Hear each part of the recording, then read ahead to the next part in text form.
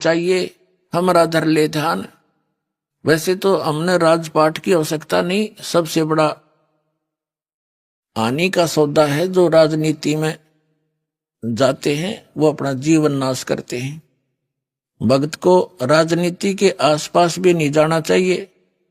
Vote देना हो, नेक आदमी देखकर वोट देना, किसी ऐसे भाव में भावुक होकर किसी के कहने से और या कोई पार्टी विशेष देखकर आप अपना वोट देकर पाप के भागी मत बनना, क्योंकि आपके द्वारा दिया गया वोट से जो चुना हुआ व्यक्ति है यदि वो गलतियां करता है तो उसका रेसो में पाप आपको भी लगेगा।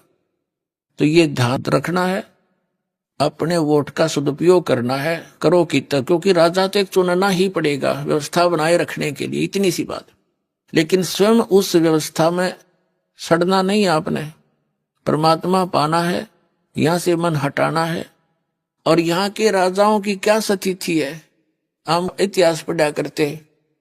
मोहम्मद गौरी ने इतनी बार चढ़ाई करी, 16 बार चढ़ाई करी, फिर विजयी हुआ, विजयी होकर के कला तोड़ दिया, इतने तो मानस आदमी मरवा दिए और 5-7 वर्ष से राज्य करा, फिर मृत्यु को प्राप्त हो गया, गधा बना अंडा। वही क्या था मोहम्मद गौरी। तो हम इन बकवादों को याद करके उन इतिहासों को अब दोहराएंगे। अब कोई राजा है, मंत्री है, मुख्यमंत्री है, 10-5 वर्ष मुख्यमंत्री रह भी गया तो के कला टूट गया, कल न कुत्ता बनकर सैर सपट्टे यही करता फिरेगा। तो हमने इस बीमारी को याद रखना है या लगन नहीं देनी अपने, यो रोग से दीर्घ।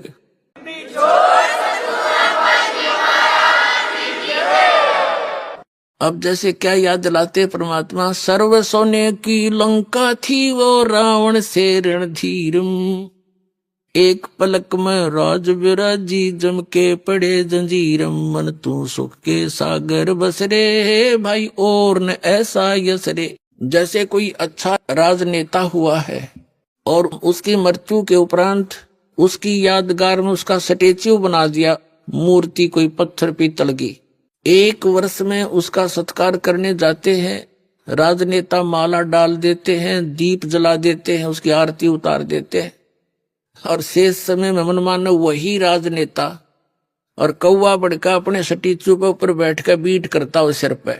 बता के जस हुआ, क्या यश हुई है। इस झूठे लोक में यदि आपने सफलता पानी है, यहाँ की मर्यादाओं की तरफ झांकना नहीं है, वही हमें हानि करती है। हम यहाँ के ठाठ बाट देखकर हम भी बह जाते हैं।